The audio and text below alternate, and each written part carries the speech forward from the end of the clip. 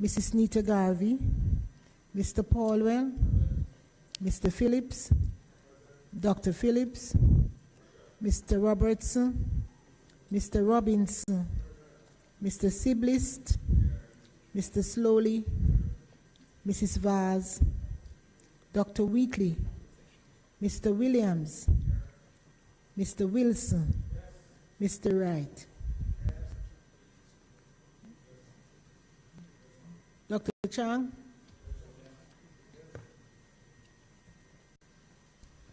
Statement by ministers.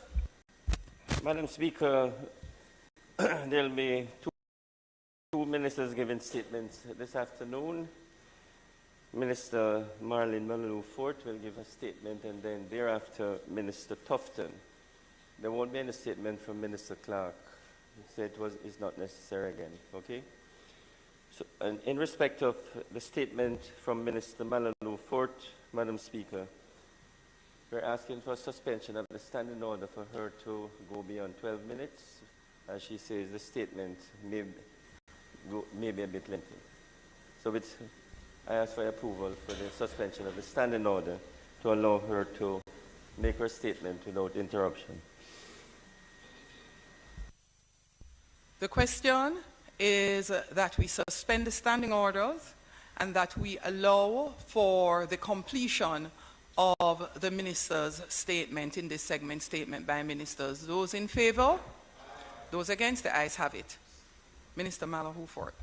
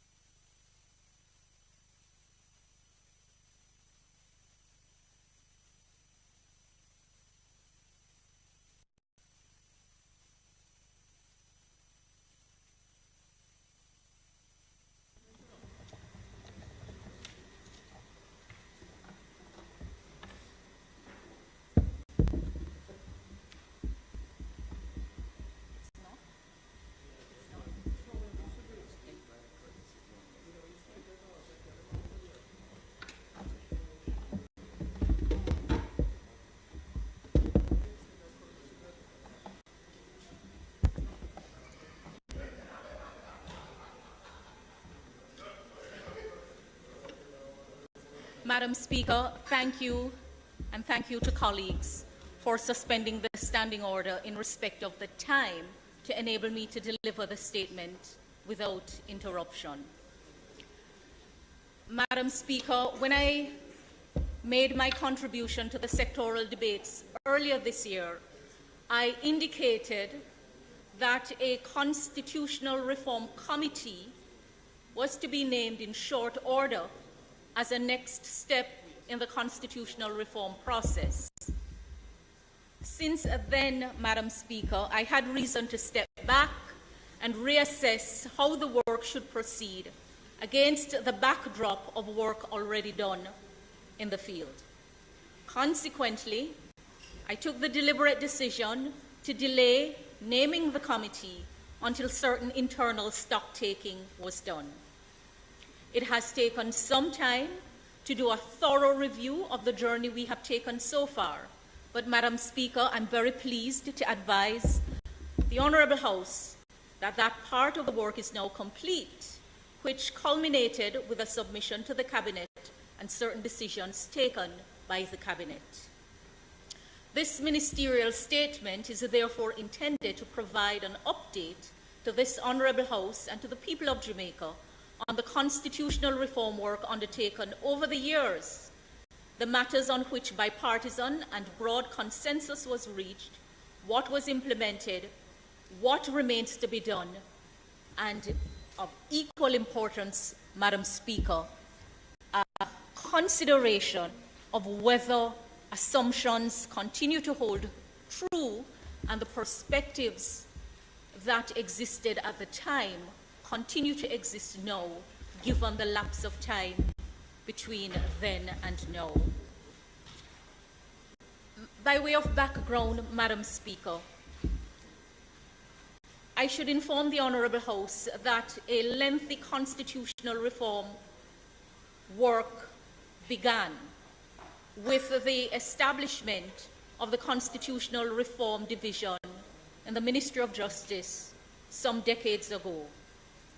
Research and technical support of the division proved invaluable to a Joint Select Committee on Constitutional and Electoral Reform, which was appointed in 1991. You know, Madam Speaker, I think only a handful of persons present in the Parliament today was around then. I know the Deputy Prime Minister was in the Parliament at the time, and in fact was a member of that committee. But we have new members in the Parliament, we have new ministers in government, and there can be no assumption that everyone knows what has been done so far. The mandate of that 1991 Joint Select Committee on Constitutional and Electoral Reform was to review the Constitution and make recommendations for its reform. Following on the recommendations, it was decided that a new constitution should be framed and that the Parliament should establish a constitutional commission charged with the responsibility of soliciting the views of all Jamaicans and providing a report on the outcome of its consultations. Madam Speaker, the committee tabled two reports, its first and its final report, and they were submitted in 1993 and 94 respectively. And the report included an examination of Chapter 3 of the Constitution, the chapter on fundamental rights and freedom. Madam Speaker, there was a time lapse. The next stage of the work was with the tabling of a green paper in Parliament in May of 2007,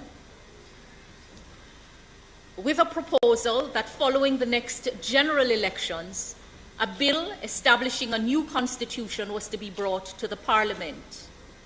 Madam Speaker, it is important to point out that the Green Paper did not depart from the recommendations of the Joint Select Committee on Constitutional and Electoral Reform. In fact, the recommendations urged parliamentarians to acquaint themselves with the reports with a view to achieving implementation of the recommendations. The following section of the Green Paper is instructive. It indicated that the report presented in 1995 and subsequent deliberations have indicated a wide area of agreement that the assumptions that underlie the present Constitution no longer reflect the prevailing sentiments either in either political parties or in the nation. Madam Speaker, 2007 there was a general election. Following the outcome of that general election, some major constitutional reform work was done. It culminated with the replacement of Chapter 3 of the Constitution with the Charter of Fundamental Rights and Freedom.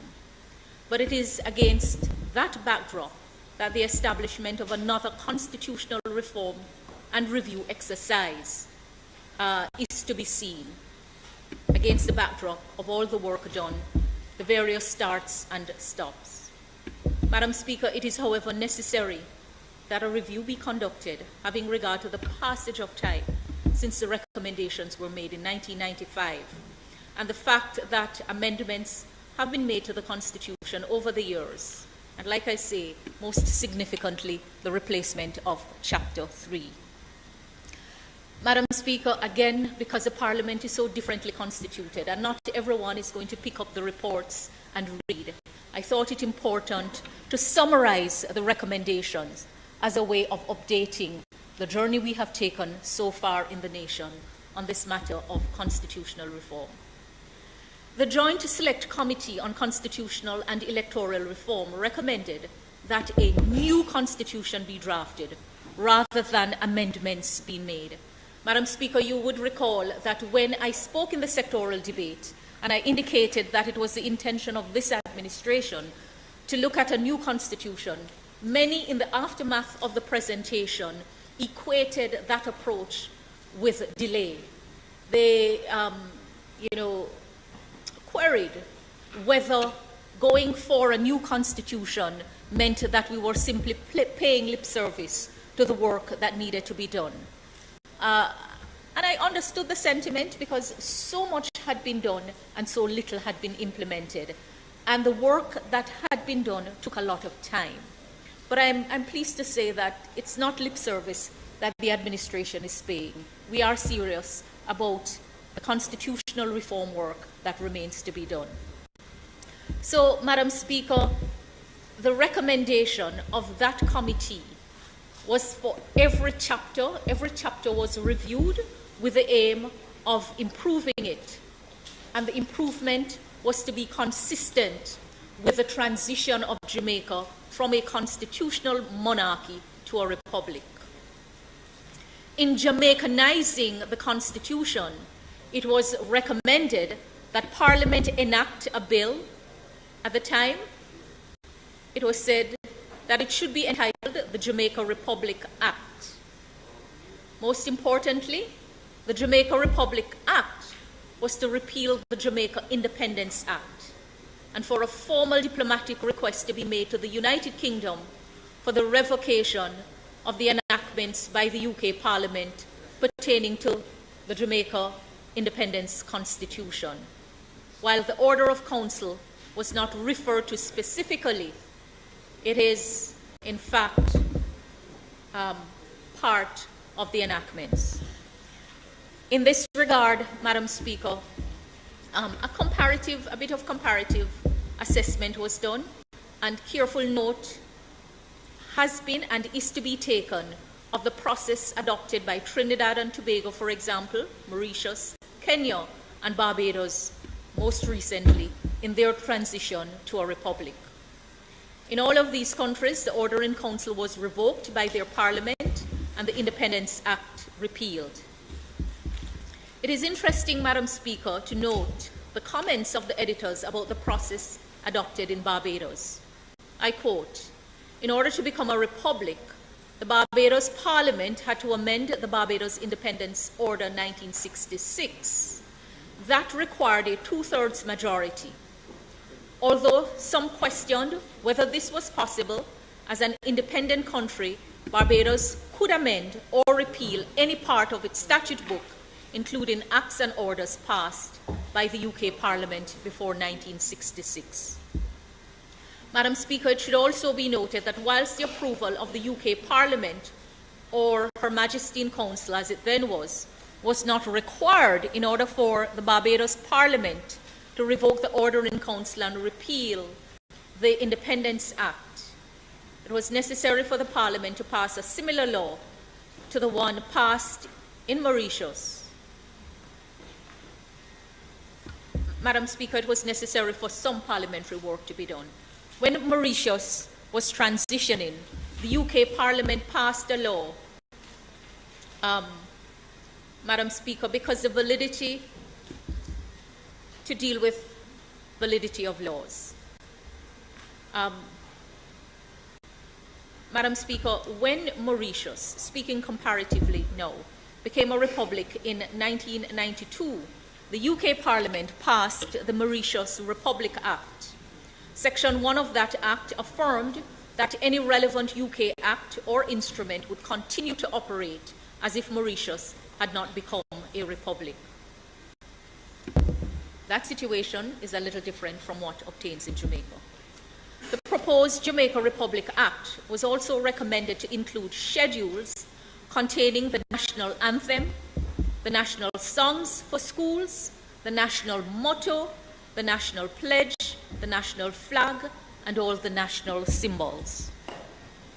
It is again to be noted, as part of the background, that there were issues left unresolved by the Joint Select Committee on Constitutional and Electoral Reform. And these issues now require the attention of the committee that is to be named. For those who are inclined to take up the report of the Joint Select Committee, I would direct you to page 14 of the report. And that speaks to the selection of the President for the Republic. For those who are just tuning in, I am giving a background on the work that has been done so far on the constitutional reform front, and in particular, the recommendations that came out of the Joint Select Committee on Constitutional and Electoral Reform that was established at the time. At paragraph 48 of the report, it is reported that there was disagreement between the committee members as to whether the two-thirds majority should be obtained by a two-thirds majority of both houses voting together or by a two-thirds majority of each house voting separately. Just to say, Madam Speaker, that the recommendation had to do with the appointment of the President of the Republic of Jamaica and the process by which that appointment would be affirmed in the Parliament. The appointment of the President was recommended to be by the Prime Minister in consultation with the Leader of the Opposition, subject to parliamentary confirmation on a secret ballot by a two-thirds majority. But there was no agreement as to whether the two houses should meet together or each should meet separately, and that two-thirds vote taken. Secondly, Madam Speaker, the process by which presidential appointments are confirmed by Parliament, another part of the unfinished work. There was divided view as to whether the appointment should be deemed to be confirmed unless it is rejected by a two-thirds majority in favor of each house, or whether the confirmation should be by virtue of a two-thirds majority in favor in each house. So a little bit of it as to whether you should do negative or affirmative resolution, whether the houses should sit together or they should sit separately. There was also another matter regarding the method of appointing two Senate seats not appointed by the Prime Minister. For those who care to read, one of the recommendations was for an expansion in the Senate, and there were two seats in particular around which there was no disagreement, there was no agreement. So the method of appointing the two Senate seats not appointed by the Prime Minister or the Leader of the Opposition was not concluded, as there was no consensus on the approach to be taken to effect the appointment in relation to these seats. It's really interesting to see what the perspective was at the time. One approach was for a group contesting at least 50% of constituencies in a general election to appoint a senator for every 7.5% of the national vote secured by the group. Where neither of the two seats were able to be so appointed, it was suggested, or if only one, that the senators were to be shared equally between the two sides. Madam Speaker, some people may be a little lost. This work is extremely important. The Parliament and the people needs to be updated that what we are attempting to embark on, the road has been traveled many times. I just ask that everyone bear with me. If you haven't read it, if you're not familiar with constitutional reform, you may be wondering whether all of this detail is necessary, but it is necessary. And any question that arises in the presentation, please make a note, and I'll be happy to answer them at the end. Madam Speaker, there were also recommendations regarding the Public Service Commission, the Services Commission, the Constitutional Services Commission. The Public Service Commission was to be expanded in number, but there was disagreement around the process of appointing the existing number. In respect of Chapter 2 of the Constitution, there was recommendation in respect of every chapter. Chapter 2 deals with citizenship. It was recommended that this chapter should be expressed in simpler language. And I think that recommendation of expressing our laws in simple language is one that holds across the board, not only in respect of the Constitution as our supreme law, but in respect of every other piece of law that we have on our statute book. Interestingly, the recommendation was that the section empowering the deprivation of citizenship should be rescinded, as they said. And just to know that some of the reform has taken place in respect of this chapter. There was also provision should be made for children born to diplomatic officers serving overseas, and they were to be treated as having been born in Jamaica and to have their births registered in Jamaica. Madam Speaker, sometimes when we rehearse background on path taken in reform and we take for granted what we have now, people are alarmed about what the state of the law was at a particular time. The next chapter that was revised was Chapter 3. I won't say much on it because the Chapter 3 was replaced with the Charter of Fundamental Rights and Freedom. But although I will not say much, I must say that we will have to revisit Chapter 3. We will have to look at the wording of the chapter. There are some inconsistency in how the chapter is drafted. It is not about clawing back the rights, but it is about ensuring that the intention of Parliament is clear. And right now, that is not the state of affairs. Also, Madam Speaker, questions have arisen as to whether the Charter has gone too far in the extreme. And these are live questions that this Parliament will have to contend with. Madam Speaker, impeachment recommendations were also made. And I know this issue is topical. It is one that we will have to spend some time on to see what is the perspective. And I believe some guidance will also be given because we have learned much from our research in the ministry on impeachment provisions across jurisdictions.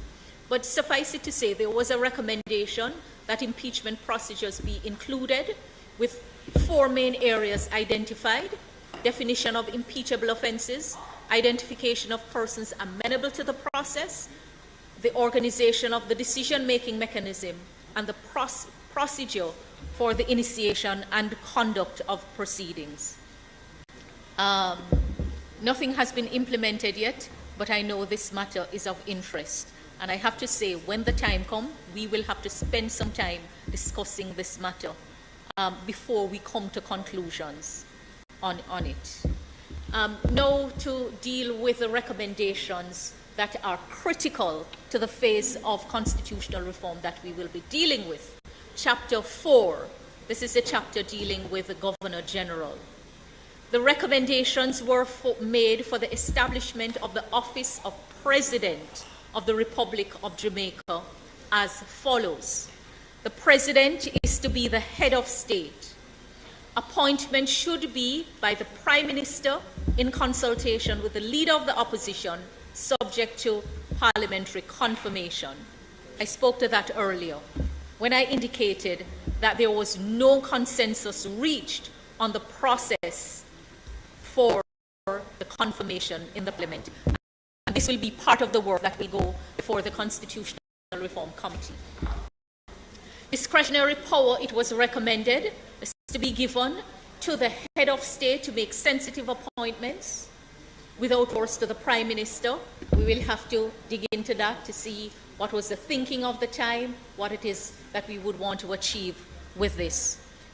There was also a recommendation in respect of the power to appoint the Chief Justice, President of the Court of Appeal, members of the Judicial Service Commission, members of the Police Service Commission, the Public Defender, the Contractor General, and the independent members of the Electoral Commission.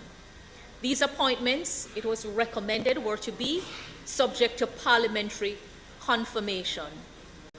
But there was no consensus on the process. Since then, Madam Speaker, the Office of Contractor General has been subsumed in the Integrity Commission, and we have the Integrity Commission Act now being reviewed by a joint select committee of the Parliament. Interesting recommendations were made in respect of the Parliament itself, which is provided for at Chapter 5 of the Constitution.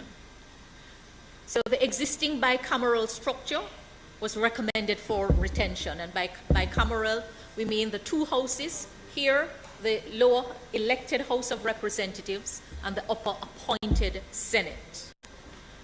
Madam Speaker, it is most interesting that the Senate was recommended to be increased in size to 36 to facilitate the inclusion of wider interests from within the political parties and the wider society. The minds met to say 20 seats were to be appointed by the Prime Minister on the recommendation of, 14 on the recommendation of the Leader of Opposition, and 2 of wider interest to be appointed. And I did hear a little muttering when I spoke to those 2 seats, asking what was meant by that.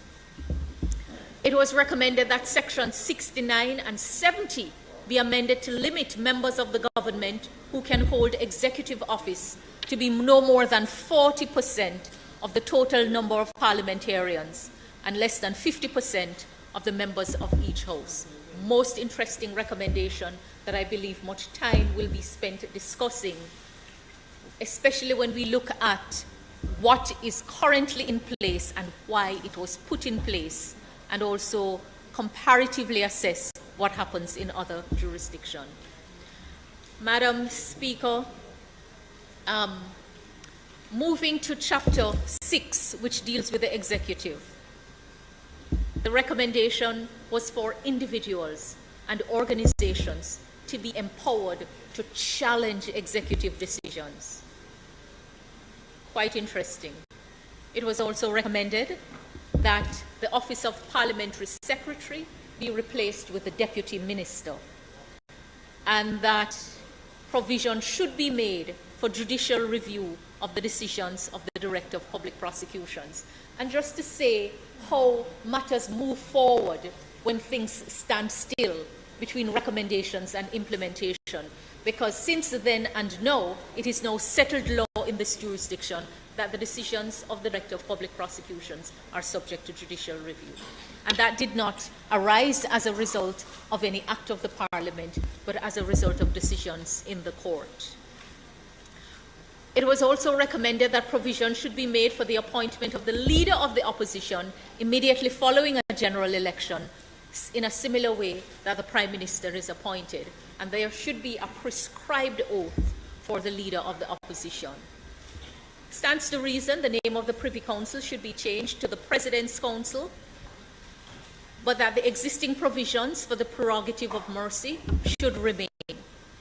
And there was a recommendation that appointment of the the heads of the judiciary, Chief Justice and President, should be subject to parliamentary confirmation. It will be interesting to hear what views are shared on that in light of recent experience, to see what happens when that part of the state is open to political scrutiny. I think, Madam Speaker, what is clear to me is that many persons were looking on a model of government in an executive presidency without making the necessary comparison of what a Westminster-style government should be. Interestingly, Madam Speaker, the recommendation was for appeals to the UK Privy Council to continue subject to the introduction of the Caribbean Court of Justice. As of now, this is a matter that we will have to speak around and speak about, because I can tell you that views are divided. But these were the recommendations. Madam Speaker, it was proposed that some offices were to be enshrined in the Constitution. Some of local government, for example, was to be put in the Constitution, and that was done in 2015. And I know the member, Brown Burke, is smiling because she played a role in that work, and Minister Mackenzie and others who have a passion for local government. But I should say that in discussing this matter, and I know both of you in particular may close your ears, but people are questioning whether in a jurisdiction like Jamaica, we can afford to have 2 layers of government, local and central government, and how that impacts and affects the efficiency and effectiveness of government. Really, we will have to spend some time looking on what we have learned over the years since the recommendations were made, and know that we are ramping up the move to make the change. Madam Speaker, it was also recommended that the provisions of Section 49, the big bad Section 49, that is the section which speaks to alteration of the Constitution, that it should remain. However, it should be redrafted to make it more understandable. I pause here, Madam Speaker, because with Barbados moving so quickly to transition to a republic, many people have been wondering, why can't Jamaica do the same? Jamaica is not able to move in the same way because our big bad Section 49 provides for a very complex reform process for deeply entrenched provision, and ultimately the people must vote on the matter and have their say. No such provision exists in the Barbados Constitution. So with that long run-up, Madam Speaker, let me now focus attention on the way forward. I painted the picture just to let you know that the work is not starting from scratch. And in fact, we really have to commend those who worked and toiled in the field of constitutional reform in the past. Many have grown cynical and wondered whether they would see the ultimate change taking place. And many have lamented just the slow pace. But may I remind, for example, that the business of running government is very often occupied with important day-to-day happenings. When it was recommended that the Republic should have been enacted after the 2007 elections, in 2008, the world went into global recession, and just about every jurisdiction, every country had to deal with a serious bread and butter issue. So although the administration of Prime Minister Bruce Golding took the work forward substantially with the replacement of Chapter 3, when the administration was changed to the Simpson-Miller administration, much of the time was spent dealing with the legislative matters, but for fiscal discipline, dealing with the IMF program.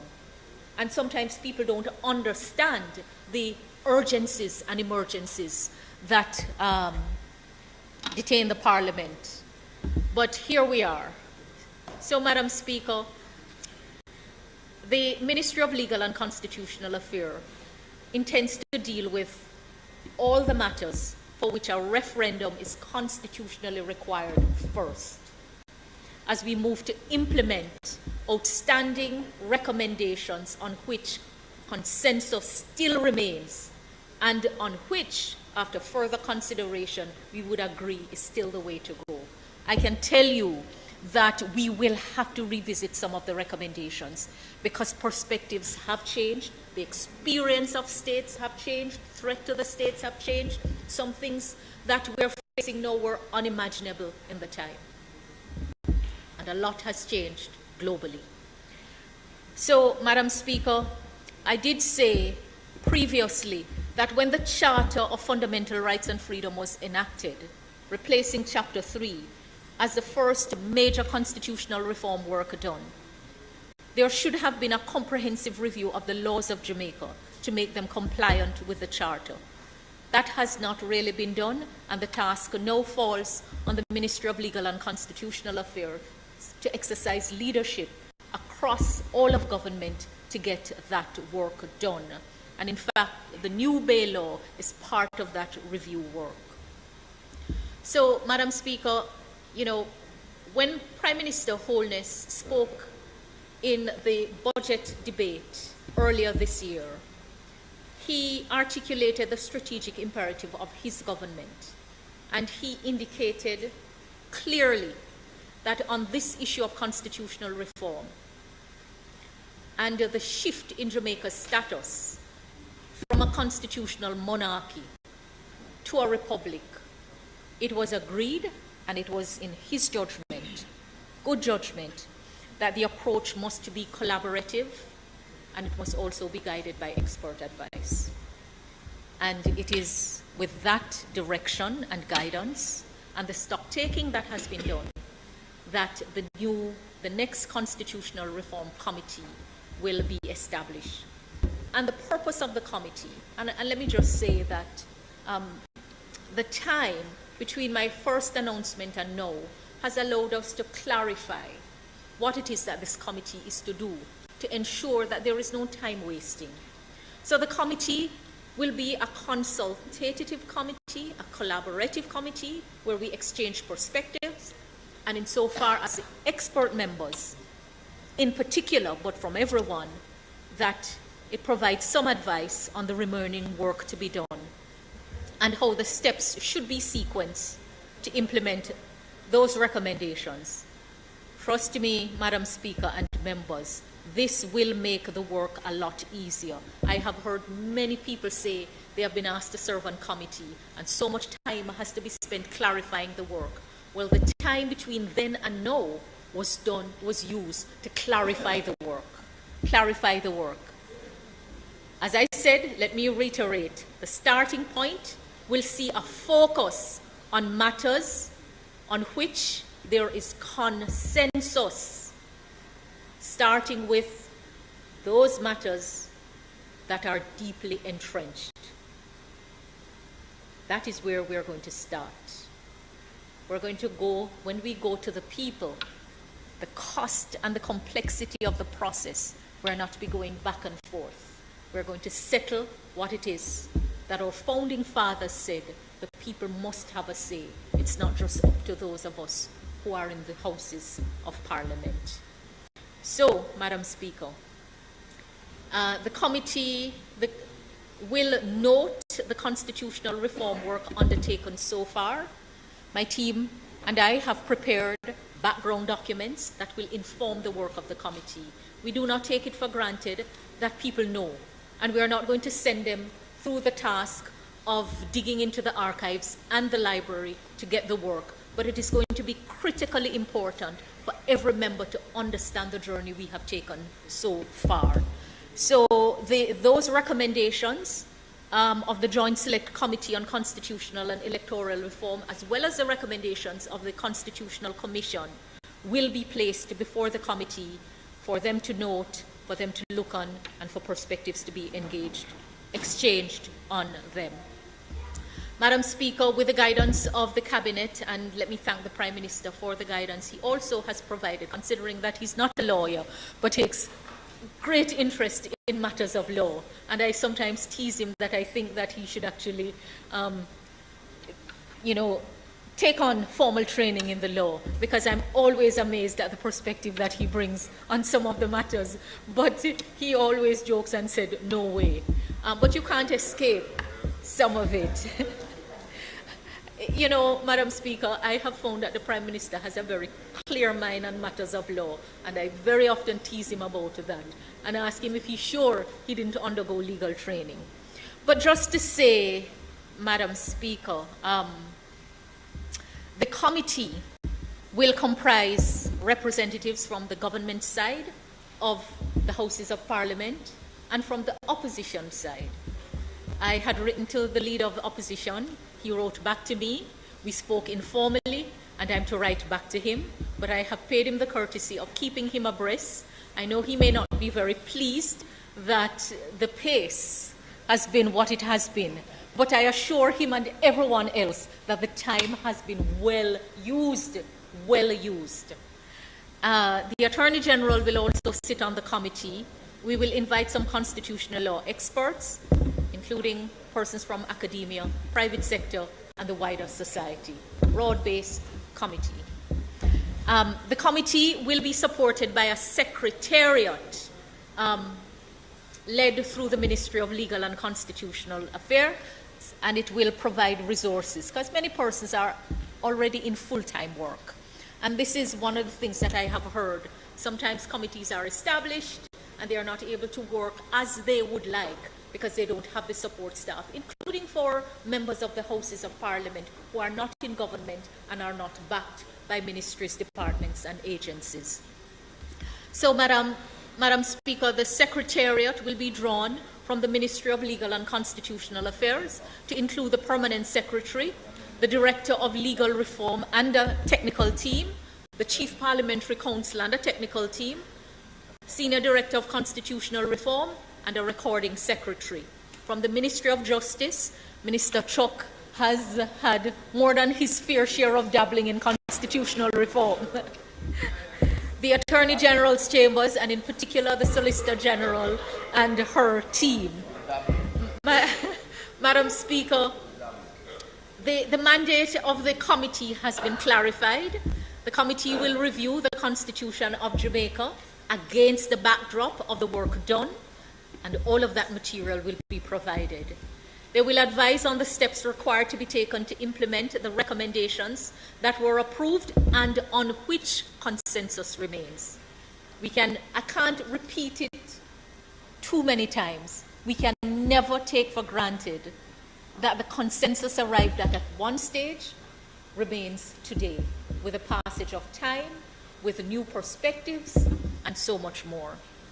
And also, Madam Speaker, as part of that, therefore, the committee would opine on those recommendations and determine what remain. In respect of the Office of President in particular, we would share perspective on the establishment of the Office of President, advise on the nature of the presidency, qualification and tenure of the presidency, and also the staff and resources that are required